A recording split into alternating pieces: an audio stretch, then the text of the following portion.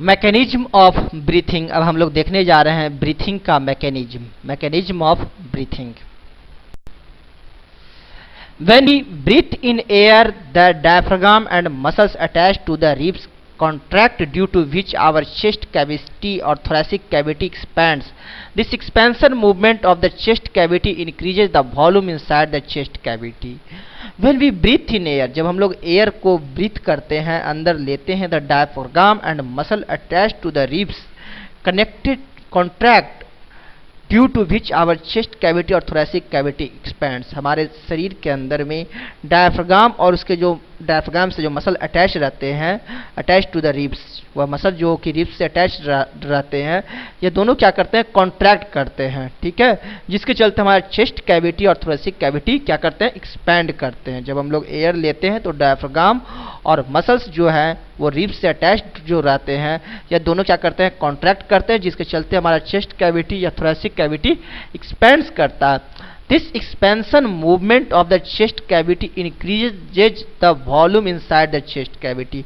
इस एक्सपेंशन के चलते, इस चेस्ट कैविटी के एक्सपेंशन के चलते चेस्ट कैविटी के अंदर का वॉल्यूम क्या होता है, बढ़ जाता है। चेस्ट कैविटी के अंदर का वॉल्यूम किस तरह से बढ़ा, जैसे ही हम लोग एयर को ब्रीथ करते हैं, डायफ्राम और मसल, वह मसल जो कि रिब्स से अटैच रहते हैं, वो दोनों कॉन्ट्रैक्ट करता है। इन दोनों के कॉन्ट्रैक्शन के चलते चेस्ट कैविटी या थोरेसिक कैविटी क्या करते हैं, एक्सपेंड्स करते हैं। इस चेस्ट कैविटी और थोरेसिक कैविटी के एक्सपेंशन के चलते, एक्सपेंड्स करने के चलते चेस्ट कैविटी का वॉल्यूम क्या कर जाता है, इंक्रीज करता है। Due to increase in volume, the air pressure decreases inside the chest cavity, and air from outside, being at higher pressure, rushes into the lungs through the nostrils, trachea and bronchi. Due to increase in volume, chest cavity का जब volume जब increase करता है तो air pressure decreases inside the chest cavity. तो क्या होता है, चेस्ट कैविटी के अंदर का एयर प्रेशर क्या होगा, डिक्रीज करेगा। एंड एयर फ्रॉम आउटसाइड, और बाहर से, और एयर आउटसाइड से, बीइंग एट हायर प्रेशर, तो बाहर में क्या है कि हायर प्रेशर पर जब एयर रहता है उस समय, क्योंकि अंदर का चेस्ट कैविटी है वो क्या हुआ, उसका वॉल्यूम इंक्रीज कर गया है ड्यू टू एक्सपेंशन, और उसके एक्सपेंशन के चलते जब उसका वॉल्यूम इंक्रीज किया तो वहाँ प्रेशर क्या हुआ, एयर प्रेशर डिक्रीज किया, और बाहर का प्रेशर इसके रेस्पेक्ट में हाई हो गया। तो हमारा एयर क्या करता है, अब हमारे इस लंग्स में प्रवेश कर जाते हैं through nostrils, trachea and bronchi. Nostrils, trachea और ब्रोंचाई के द्वारा होते हुए, due to increase in volume the air pressure decreases inside the chest cavity, and air from outside being at higher pressure rushes into the lungs through the nostrils, trachea and bronchi. In this way, during the process of breathing in the air, sacs or alveoli of the lungs get filled with air containing oxygen. In this way, और इस तरह से during the process of breathing in the air, sacs और alveoli of the lungs get filled with air containing oxygen, और इस तरह से क्या होते हैं कि वह लंग्स जो है वो ऑक्सीजन से भर जाते हैं, या एल्वियोलाई सैक्स या एल्वियोलाई जो है, एयर सैक्स और या एल्वियोलाई जो है वह क्या करते हैं, एयर को ब्रीथ करते हैं और लंग्स ऑक्सीजन से भर जाते हैं। From the alveoli of the lungs, oxygen present in air diffuses into the blood for carrying out respiration, and the waste product of respiration, carbon dioxide, diffuses from the blood into the alveoli of the lungs. From the alveoli of the lungs, और lungs के alveoli से oxygen जो air में present होते हैं, जो air हम लोग लेते हैं बाय प्रोसेस ऑफ रेस्पिरेशन, ठीक है, जो एयर हम लोग लेते हैं बाय प्रोसेस ऑफ ब्रीथिंग, ठीक है, वह एयर, उस एयर में से जो है वह हमारा कहाँ रहता है, लंग्स में रहता है, और उस लंग्स में से एल्वियोलाई के माध्यम से डिफ्यूज कर जाते हैं ब्लड में ऑक्सीजन। उस एयर में, वो जो एयर है वह उस एयर में से ऑक्सीजन क्या करते हैं कि छन करके, ऑक्सीजन उसमें से निकल करके, उसमें से ऑक्सीजन छन करके क्या करते हैं, डिफ्यूज करते हैं हमारे ब्लड में। और जो ड्यूरिंग रेस्पिरेशन, और रेस्पिरेशन के दौरान जो कार्बन डाइऑक्साइड बनते हैं ब्लड में, वह उस ब्लड में से carbon dioxide by process of diffusion, diffusion के द्वारा फिर इस एल्वियोलाई में प्रवेश करते हैं, और इस एल्वियोलाई के माध्यम से लंग्स में प्रवेश कर जाते हैं। When we breathe out air, the diaphragm and the muscles attached to the ribs relax, due to which our chest cavity or thoracic cavity contracts and becomes smaller. और when we breathe out air, जब हम लोग air को बाहर छोड़ते हैं, the diaphragm and the muscles attached to the ribs relax. जब हम लोग एयर बाहर छोड़ते हैं उस समय डायफ्राम और मसल्स क्या कर जो रिब्स से अटैच रहते हैं वो रिलैक्सेशन मोड में आ जाते हैं, जिसके चलते चेस्ट कैविटी या थोरेसिक कैविटी क्या करते हैं, कॉन्ट्रैक्ट करते हैं. चेस्ट कैविटी और थोरेसिक कैविटी क्या करते हैं, कॉन्ट्रैक्ट करते हैं और उसका साइज स्मॉल हो जाता है एंड बिकम्स स्मॉलर. ठीक है.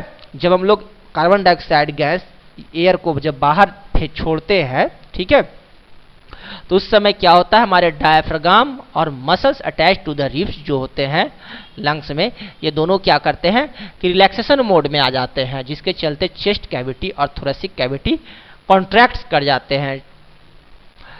This contraction movement of the chest cavity pushes out carbon dioxide from the lungs into the trachea, nostrils and then out of the body into the air. और chest cavity के contraction के चलते क्या होता है, chest cavity जब contract करेगा तो क्या होगा, अंदर का एयर प्रेशर बढ़ जाएगा और बाहर का एयर प्रेशर की तुलना में अंदर का एयर प्रेशर बढ़ जाएगा, जिसके चलते ये एयर जो होते हैं अंदर में वो क्या होते हैं, बाहर लंग्स से बाहर निकल जाते हैं थ्रू ट्रैकियाई, नॉस्ट्रिल्स और फिर ये हमारे बाहर एयर में चले आते हैं. Breathing in air is called inhalation. हम लोग जो एयर को अंदर लेते हैं, ठीक है, एयर को हम लोग अंदर लेते हैं, ब्रीथिंग इन करते हैं, उसे कहते हैं inhalation. Breathing in air is called inhalation. Breathing out air is called exhalation. और breathing out air is called exhalation. और जो हम लोग एयर को बाहर छोड़ते हैं उसे कहते हैं exhalation. Thus, breathing occurs in two parts, inhalation and exhalation. Breathing is the first step in respiration. In the next step of respiration, the exchange of gases takes place between the blood and tissues of the body. The breathing occurs in two parts. Breathing जो है वो दो parts में होते हैं, inhalation and exhalation. Inhalation और exhalation. Breathing is the first step in respiration. क्या है, ब्रीथिंग है जो कि रेस्पिरेशन का फर्स्ट स्टेप है. In the next step of respiration the exchange of gases takes place between the blood and tissues of the body. और next step जो होता है रेस्पिरेशन का, उसमें क्या होता है, गैसेज का एक्सचेंज होता है ब्लड और टिश्यूज ऑफ बॉडी के बीच में. सबसे पहले रेस्पिरेशन में क्या होता है कि ब्रीथिंग होता है, ठीक है, और इनहेलेशन होता है, गैस को लिया जाता है और उसके बाद उसका क्या होता है, ब्लड और टिश्यू के बीच में गैस का एक्सचेंज होता है, रेस्पिरेशन होगा. The average breathing rate in an adult man at rest is about 15 to 18 times पर मिनट. एक एडल्ट मैन में देखा गया है कि एवरेज ब्रीथिंग रेट है 15 से 18 टाइम्स पर मिनट, ठीक है, मिनट. एक एडल्ट मैन एक मिनट में 15 से 18 बार ब्रीथिंग करता है. This breathing rate increases with increased physical activity. For example, if we do some physical exercise like sit-up exercise, then our breathing rate goes up considerably. This is because when we do some physical exercise, then our body needs more energy, and to produce more energy through respiration, our body requires more oxygen gas. और यह breathing rate हमारा increase करता है जैसे जैसे हम लोग physical activity increase करते हैं, ठीक है. This breathing rate increases with increased physical activity. For example, if we do some physical exercise, यदि हम लोग कोई फिजिकल एक्सरसाइज करते हैं लाइक सिटअप एक्सरसाइज, किसी भी तरह का फिजिकल एक्सरसाइज करेंगे तो क्या होगा कि हमारा ब्रीथिंग रेट भी इंक्रीज करता है, क्योंकि फिजिकल एक्सरसाइज के चलते हमें मोर एनर्जी की जरूरत पड़ती है. जब मोर एनर्जी की जरूरत पड़ेगी तो हम लोग मोर रेस्पिरेशन करेंगे, और जब मोर रेस्पिरेशन करेंगे तो हम लोग को मोर ऑक्सीजन की जरूरत पड़ेगी, और जब मोर ऑक्सीजन करेंगे तो मोर ब्रीथिंग करेंगे, और इस तरह से ब्रीथिंग रेट हमारा इंक्रीज कर जाता है जब हम लोग फिजिकल एक्टिविटी करते हैं तब. Mechanism of gases exchange during respiration. अब हम लोग देखने जा रहे हैं गैसेज एक्सचेंज का मैकेनिज्म रेस्पिरेशन के दौरान. We will now describe the mechanism of exchange of gases which takes place between blood and body tissues during respiration. अब हम लोग उस मैकेनिज्म को देखने जा रहे हैं जिसके द्वारा ब्लड और बॉडी टिश्यू के बीच में रेस्पिरेशन के लिए, ठीक है, रेस्पिरेशन के दौरान गैसेज का एक्सचेंज होता है. उस मैकेनिज्म को आप समझ देखते हैं कि कैसे ब्लड और बॉडी टिश्यू के बीच में ब्लड और बॉडी टिश्यू के बीच में गैसेज का आदान प्रदान होता है, गैसेज का एक्सचेंज होता है। We normally breathe in air containing oxygen through the nose. Normally हम लोग नोज के द्वारा ऑक्सीजन को, एयर को लेते हैं। The air enters the nostrils, passes through the nasal passage, pharynx, trachea, bronchi and finally reaches the lungs. Nose के द्वारा हम लोग क्या करते हैं, एयर को लेते हैं। यह नोज में जो नॉस्ट्रिल्स होते हैं, इस नॉस्ट्रिल्स के माध्यम से हमारे एयर क्या करते हैं, प्रवेश करते हैं और फिर यहाँ से यह प्रवेश करके नेसल पैसेज, जो नेसल कैविटी है, उसके माध्यम से यह होता हुआ फिर फेरिंग्स के रास्ते यह गुजरता है एयर, और फेरिंग्स के रास्ते होता हुआ गुजरता हुआ फिर यह एपिग्लॉटिस के पास पहुँचता है और फिर यह आपको पहुँच जाता है यहाँ ग्लॉटिस, और फिर ये आपको पहुँचते हैं ब्रोंचियाई, लैरिंग्स से होते हुए फिर ये ब्रोंचस में प्रवेश कर जाते हैं। ठीक है, और ब्रोंचस में इस तरह से एयर प्रवेश करते हैं। The air enters the nostrils, passes through the nasal passage, pharynx, trachea, bronchi and finally reaches the lungs. और फिर इस ब्रोंचस से होते हुए ये क्या हो गए, ये लंग्स में हमारे को प्रवेश कर गए हैं। इस ट्रैकिया के माध्यम से होते हुए कहाँ प्रवेश कर गए, लंग्स में हमारा एयर प्रवेश कर गया। In the lungs the air passes through a large number of small tubes called bronchioles and then reaches the tiny air sacs called alveoli. इस लंग्स में ये जो ब्रोंचस जो हैं जब प्रवेश करते हैं, ये लंग्स में ये जो ब्रोंचस है या और स्मॉल ट्यूब्स में डिवाइड कर जाते हैं, जिसे कहते हैं क्या, ब्रोंचियोल्स। ये जो आप देख रहे हैं छोटे छोटे ट्यूब्स हैं, इसे कहते हैं क्या, ब्रोंचियोल्स। और इस ब्रोंचियोल्स में से और छोटे छोटे टीनी एयर सैक्स निकले हुए रहते हैं, जिसे कहते हैं एल्वियोलाई। इस ब्रोंचियोल्स में से और छोटे छोटे एयर सैक्स निकले हुए रहते हैं, टीनी एयर सैक्स, जिसे क्या कहते हैं, alveoli. The alveoli are surrounded by very thin blood vessels called capillaries carrying blood in them, so the oxygen of air diffuses out from the alveoli walls into the blood. और ये जो alveoli होते हैं, इस alveoli के चारों तरफ हमारा ब्लड कैपिलरीज पाए जाते हैं, ब्लड वेसल्स पाए जाते हैं, जिसे कि कैपिलरीज कहते हैं। alveoli के चारों, alveoli को चारों तरफ से ब्लड वेसल्स घेरे हुए रहते हैं, जिसे कि कैपिलरीज कहते हैं। और इस ब्लड वेसल्स कैपिलरीज में क्या होते हैं, ब्लड रहते हैं। और यहीं पर क्या होते हैं कि इस एल्वियोलाई से जो एल्वियोलाई में जो एयर रहते हैं, उस एयर में से ऑक्सीजन डिफ्यूज कर जाते हैं ब्लड में। The oxygen is carried by blood to all the parts of the body. This oxygen is carried by a red pigment called hemoglobin present in blood. The oxygen is carried by blood to all parts of the body. और यह जो oxygen जो हमारा इस blood के द्वारा जो diffuse हुआ, ब्लड में जो डिफ्यूज हुआ, यह ब्लड हमारा पूरे बॉडी पार्ट्स में क्या करते हैं, मूव करते हैं। पूरे बॉडी पार्ट्स में ऑक्सीजन को कैरिड किया जाता है, किसके द्वारा, इसी ब्लड के द्वारा। और इस ऑक्सीजन को कैरिड कौन करते हैं ब्लड में, ऑक्सीजन को ब्लड में कैरिड करने वाले हैं रेड पिगमेंट हीमोग्लोबिन। ब्लड में ऑक्सीजन को कैरिड करते हैं कौन, रेड पिगमेंट हीमोग्लोबिन।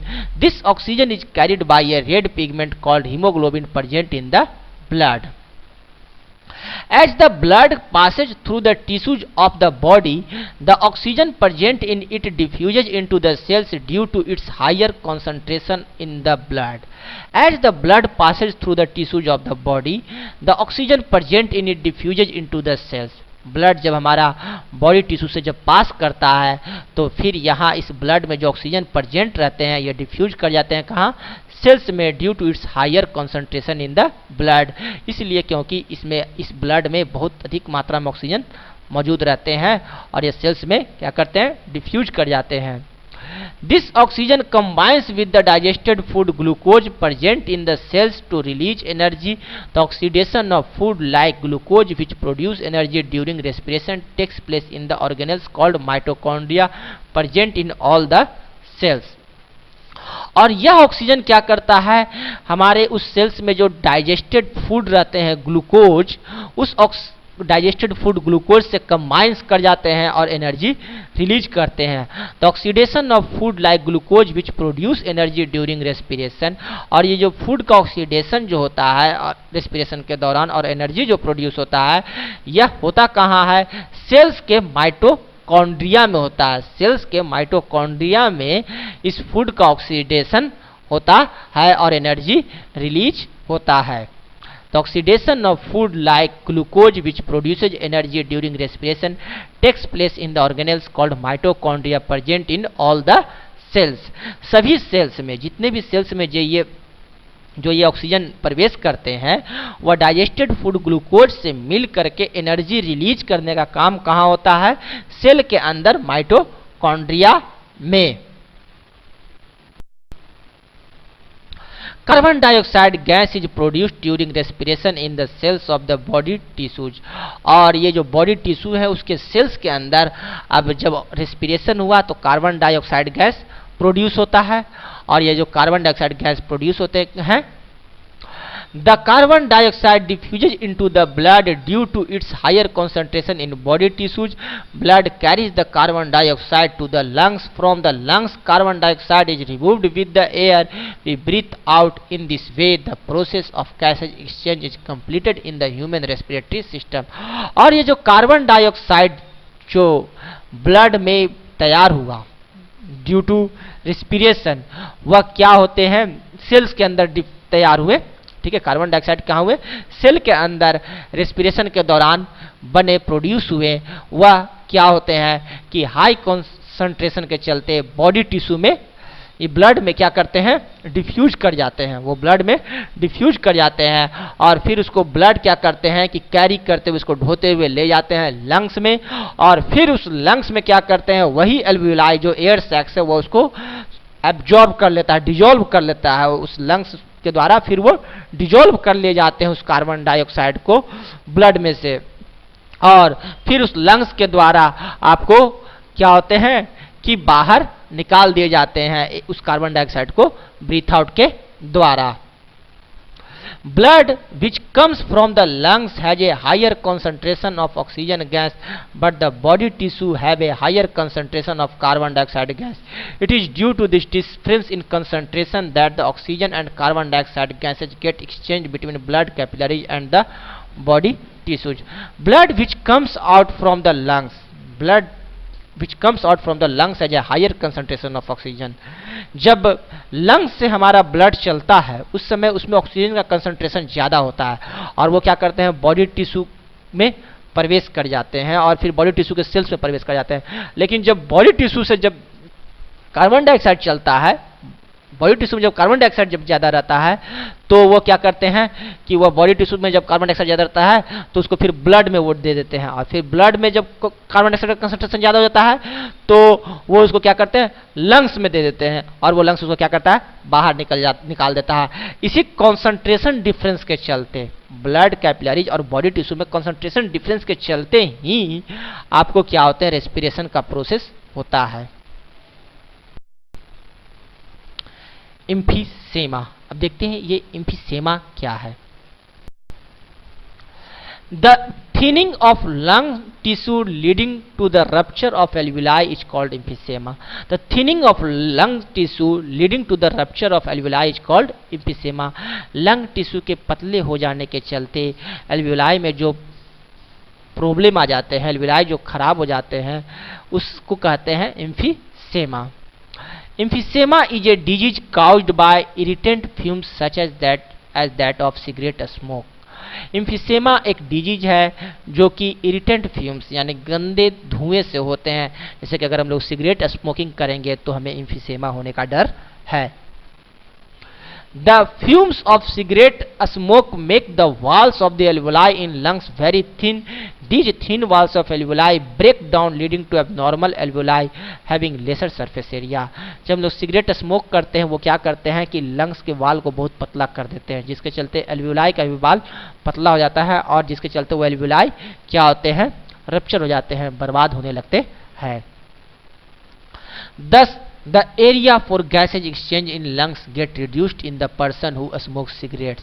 और इस तरह से जो पर्सन स्मोक्स करते हैं, सिगरेट स्मोक्स करते हैं, उसके अंदर क्या होते हैं? एरिया घटते जाते हैं आपको blood exchange, oxygen carbon dioxide exchange के लिए, गैसेज एक्सचेंज के लिए एल्विलाई घटते जाते हैं, क्योंकि उनमें तो एल्विलाई बर्बाद होते जाते हैं ड्यू टू सिगरेट स्मोकिंग या irritant fumes. Due to this the gases exchange is also reduced to make up for the reduced gases exchange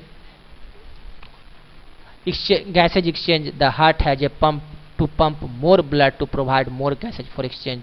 और इसी के चलते क्या होते हैं कि ऐसे पर्सन्स में गैसेज एक्सचेंज घट जाते हैं, जिसके चलते हार्ट को बहुत अधिक ब्लड का पंपिंग करना पड़ता है गैसेज एक्सचेंज के लिए, और हार्ट पर बहुत ज़्यादा भार पड़ता है। Due to this the gases exchange is also reduced to make up for the reduced gases exchange, the heart has to pump more blood to provide more gas exchange, और इसी को कहते हैं emphysema disease. An overstrained heart may cause heart failure leading to the death. In fact, cigarette smoking is a great killer of people around the world. A person should never smoke to stay healthy and enjoy a long life.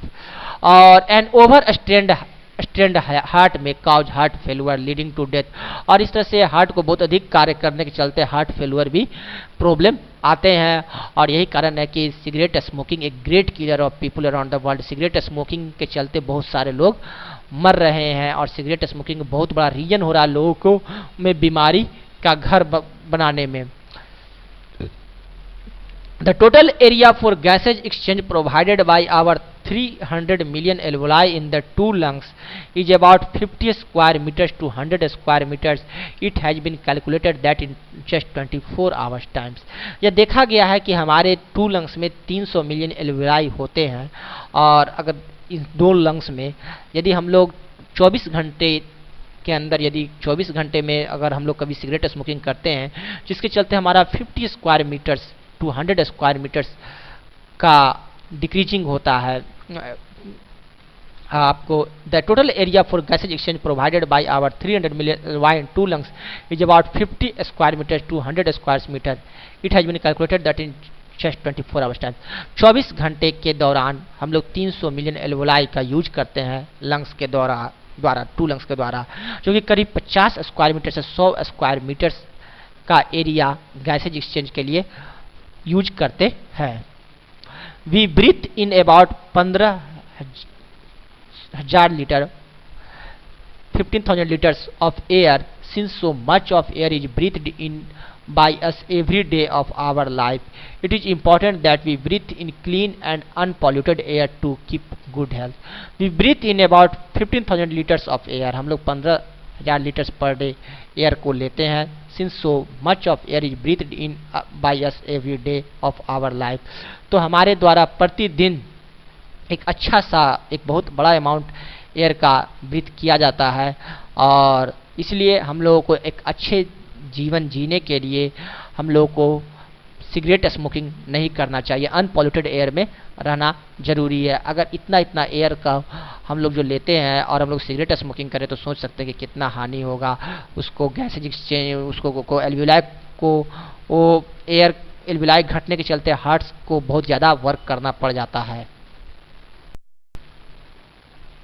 The persons having breathing problems or respiratory problems are given oxygen masks to facilitate breathing. और उस person को जिसमें breathing problems होते हैं या respiratory problems होते हैं तो उनको ऑक्सीजन मास्क दिया जाता है ताकि वो बाहर से ही एयर को छान करके ऑक्सीजन को ले। In serious cases, the patient is put on a machine called ventilator, in which a tube is inserted directly into the trachea or windpipe of the patient to help him in breathing comfortably. और बहुत सारे serious case में देखा जाता है कि जब breathing in breathing out में प्रॉब्लम होता है तो एक वेंटिलेटर मशीन लगा दिया जाता है, और जो कि सीधे ट्रैकिया विंड पाइप से कनेक्टेड कर दिए जाते हैं, जहाँ से कि ब्रीथिंग कंफर्टेबली आसानी से होने लगते हैं। द वॉइस बॉक्स देखते हैं, what is voice box. While studying the respiratory system of humans, we have learned that there is a voice box near the top end of the trachea or windpipe. हम जब respiratory system of humans पढ़ रहे हैं तो उस समय हम लोग देखे थे शुरू में ही कि एक वॉइस बॉक्स रहते हैं आपको टॉप एंड ऑफ ट्रैकिया और विंड पाइप के सबसे ऊपर में ही आपको एक वॉइस बॉक्स पाए जाते हैं। The voice box is also called लैरिंग्स। It is an enlarged part of trachea which is covered by pieces of cartilage forming a box. The voice box is also called लैरिंग्स। Voice box को also हम लोग कहते हैं लैरिंग्स। It is an enlarged part of trachea. यह trachea का एक बड़ा सा पार्ट है, बढ़ा हुआ पार्ट है, which is covered by pieces of cartilage forming a box, जो कि कवर्ड रहते हैं पीसेज ऑफ कार्टिलेज से और बनाते हैं एक box. There are two vocal cords stretched across the voice box. दो वोकल कॉर्ड्स रहते हैं जो कि वॉइस बॉक्स को स्ट्रेच किए रहते हैं। The vocal cords vibrate to produce sound which result in speech. The vibrations of vocal cords are caused by the passage of air और विंड थ्रू देम। और यही वोकल कॉर्ड्स के vibration के चलते ही हम लोग स्पीच करते हैं, बोलते हैं।